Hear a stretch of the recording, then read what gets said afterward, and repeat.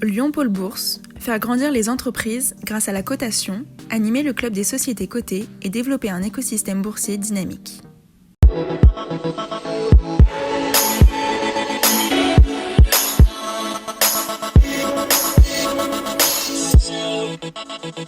Bonjour et très heureux de vous retrouver dans notre rendez-vous des valeurs régionales sur lyondécideur.com. Notre invité dans un instant, Christophe Capelli, PDG de Capelli Immobilier, au lendemain d'une signature importante avec CDC Habitat. À retenir dans l'actualité boursière régionale, l'accord de partenariat signé entre Sword Group et Esker, accord au terme duquel Sword va commercialiser les solutions cloud de factures fournisseurs dématérialisées d'Esker. En bourse, l'action Sword reprend des couleurs ces derniers jours, mais reste sur un repli de 20% depuis le 1er janvier à 27,10 €. En un an, le repli n'est plus que de 7,5% et sur 5 ans, le gain se monte à 25,2%. Notre invité aujourd'hui, Christophe Capelli, le PDG du groupe immobilier d'origine lyonnaise. Bonjour. Bonjour. Alors, vous avez signé, je le disais, avec CDC Habitat, un accord majeur portant sur la vente de 911 logements. Un sacré soulagement, j'imagine. On va dire que vous sécurisez votre chiffre d'affaires de l'année. Oui, en tout cas une partie du chiffre d'affaires, puisque on a un prévisionnel cette année de vendre à peu près 2400-2500 logements. Ceux qu'on a déjà, donc ce qu'on appelle dans notre backlog, donc qui sont déjà des carnets de réservation, plus les 900 additionnels, plus quelques centaines de plus que nous allons vendre aussi en bloc. Donc pour nous, l'année, le début d'année, en tout cas, semble extrêmement rassurant, on va dire, du contexte.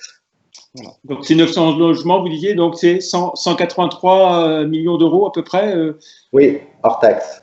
Hors taxe. Bon, voilà. Peut-être le premier à signer un tel accord, on peut dire que vous prenez un temps d'avance. Est-ce qu'il y aura d'autres signatures encore à venir tout au long de l'année? Alors, pour nous, oui, puisqu'on travaille aussi avec d'autres entités telles que Action Logement, des fonds d'investissement anglo-saxons, des fonds d'investissement français. Le principe pour nous, dans cette période toujours un peu sensible, c'est de maximiser le cash, avoir une culture de BFR la moins élevée, le plus relutif, entre guillemets, d'un point de vue financier et bancaire, ce qui nous permet d'avoir des relations privilégiées avec nos banques et de pouvoir faire plus. Alors, on gagnera peut-être un peu moins, c'est indéniable, mais ce sont 2 années. Dans une entreprise qui a 44 ans, on va dire que quand on en aura passé les 50, j'espère, croisons les doigts, déjà on aura l'impression que c'est vieux. Alors pour ces 911 logements, ils sont principalement en région Île-de-France, Auvergne-Rhône-Alpes, mais aussi un peu PACA et Hauts-de-France. PACA, Hauts-de-France, et dans nos prochaines opérations que nous allons mener, il y aura aussi de l'Aquitaine, puisque ce sont les 5 périmètres aujourd'hui sur lesquels nous intervenons. On est content d'ailleurs pour la partie PACA, puisqu'on a ouvert l'antenne il y a 2 ans, donc le temps de modeler le process, trouver les opérations, obtenir les autorisations. Et donc, quasiment l'ensemble de nos programmes en PACA partent en bloc, comme se fera d'ailleurs à peu près 70% de notre business sur les 24 mois à venir. Alors, on sait que Capelli s'était beaucoup développé à l'international ces dernières années. Suisse, Luxembourg, Allemagne aussi. Où est-ce que vous en êtes? Alors, Suisse, nous sommes toujours présents. On a 1 ou 2 beaux programmes qui partent cette année. Nous n'avons pas une présence aussi importante et un maillage tel que dans les autres pays. On y travaille. Concernant le Luxembourg, nous avions pris des positions assez fortes il y a quelques années, notamment avec les Capelli Towers et puis un ensemble de programmes. Et aujourd'hui, nous menons entre chantiers en cours et nouvelles opérations un peu plus de 19 programmes. Donc, le Luxembourg est un pays porteur pour nous, rentable. Et puis, on va revenir à Lyon, dont vous êtes originaire, le point de départ. Où est-ce que vous êtes de vos projets, que ce soit Bellecour, l'avenue Foch, Villeurbanne aussi, je crois? Oui, nous avons décidé il y a 2 ans avec mon frère de revenir sur Lyon de manière active. C'est vrai que assez facilement, nous étions partis, le PLU de Lyon étant en révision et puis un ensemble de choses nous avait amené à favoriser pendant un temps la région Île-de-France, puisque c'est quand même 12 millions d'habitants avec un volume conséquent. Donc, nous avions axé une partie de notre développement sur ces zones. Il y a 2 ans, nous avons décidé avec Jean-Charles de retravailler la région Rhône-Alpes, puisque le siège administratif est à Lyon. Nous sommes des Lyonnais.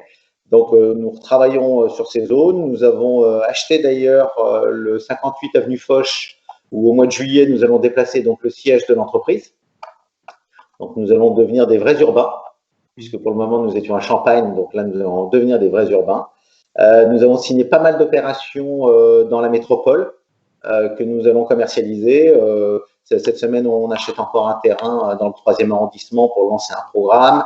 On a le 8e, 7e, Dessines. Voilà, il y a tout un certain nombre de programmes qu'on lance ou qu'on achète en termes de chantier. L'idée, c'est ça me semble un peu logique de revenir dans notre région qu'on aime autant et de pouvoir montrer à l'ensemble de nos partenaires la qualité de réalisation de nos opérations. Très bien. Donc, vous restez confiant sur l'avenir de l'économie en France, hein. Certains disent qu'elle redémarre un petit peu moins vite peut-être que dans d'autres pays européens. Alors, confiant, je ne serais pas à ce point-là. Moi, dans mon secteur d'activité que je maîtrise, et notamment l'immobilier résidentiel, alors j'ai une expression depuis 2 mois, elle n'est pas marrante, mais en tout cas, c'est une réalité, c'est que le rési, pour résidentiel, le rési, c'est résilient. On se rend compte qu'on a eu extrêmement peu d'annulations de réservations, extrêmement peu d'annulations. Donc ça veut dire qu'on a des taux de transformation aujourd'hui extrêmement élevés. On a été suspendu pendant 1 mois et demi, du 15 mars à peu près jusqu'au 11 mai, on a été suspendu en termes de réitération quand on passe chez le notaire. Mais depuis le 11 mai, on dépasse les 35-40 ventes par semaine, réitération par semaine. Donc les gens viennent, ont eu leurs offres de prêt. Donc je dirais que pour la partie accession traditionnelle, les gens sont présents. Et puis de plus en plus, je pense, dans les 2 années à venir, les fonds d'investissement vont venir sur le résidentiel parce que peut-être par appréhension ou peut-être pour dire de panacher un peu leur portefeuille entre le bureau, le logement et puis le commerce. Donc le logement, c'était un peu la petite part de leurs investissements. Et je pense que les mois à venir, ça va être la grosse part de leurs investissements. Très bien. Merci beaucoup, Christophe Capelli. Pour finir, on jette un œil à votre parcours en bourse. Alors, vous étiez autour de 21,50 €. Je crois même que c'est monté depuis dans l'après-midi. Très belle progression cette semaine par rapport au 1er janvier. Ça reste en repli, moins de 32,8% depuis 1 an, plus 44% depuis 5 ans. Ça fait un petit moment que vous êtes en bourse et vous savez que la bourse, il faut l'apprécier sur la longue distance, c'est ça? C'est comme la pierre, c'est sur du long terme. Très bien. Merci beaucoup, Christophe Capelli, d'avoir été notre invité. Plus d'informations concernant Capelli sur les sites live.euronext.com et zonebourse.com. Merci à vous, très bonne fin de semaine et bon week-end. Merci, au revoir. Merci beaucoup, à bientôt.